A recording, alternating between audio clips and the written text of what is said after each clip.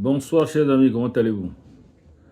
Moi c'est Namang Bétien, entrepreneur depuis plus de 24 ans au Togo. J'aimerais aborder ce soir avec vous un sujet très important.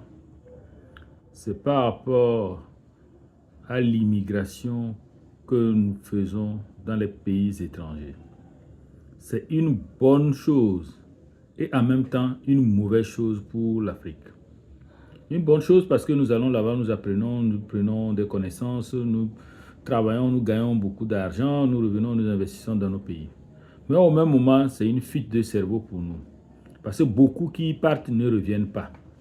Beaucoup qui partent ne reviennent plus parce qu'ils se sont habitués à ce style de vie. Ils sont habitués au modèle de vie de l'Europe ou de l'Occident. Maintenant, quelle est la solution?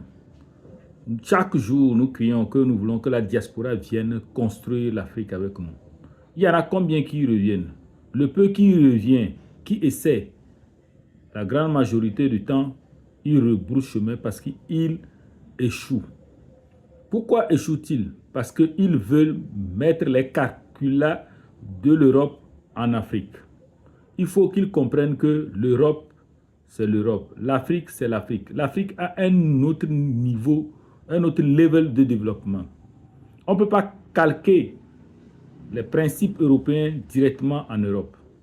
Il faudrait qu'ils comprennent que quand ils arrivent en Afrique, ils doivent prendre le train en marche, faire les choses pas à pas, s'entourer des bonnes personnes au lieu de faire trop le love amitié, c'est-à-dire les amitiés de famille, de copinage et mettre en péril leur business.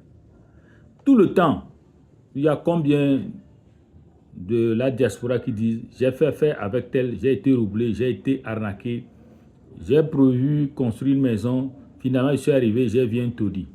Il y en a plusieurs dans ce sens. C'est pour cela que je dis, on a besoin de la diaspora en Afrique, mais on veut une bonne diaspora.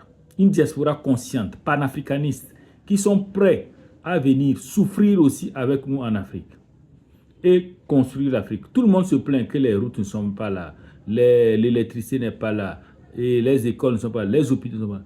C'est à nous de le faire. L'État est régalien, il va pouvoir faire ce qu'il peut faire, mais ce sont les entrepreneurs qui construisent. Les États-Unis ont été construits par les entrepreneurs. Quand vous voyez dans les films western là, vous voyez, c'était les gens qui allaient à la découverte comme ça et s'installaient, ils créaient toute une ville. Ils avaient leur banque, leur hôpital, leur bar, salon, tout ça là.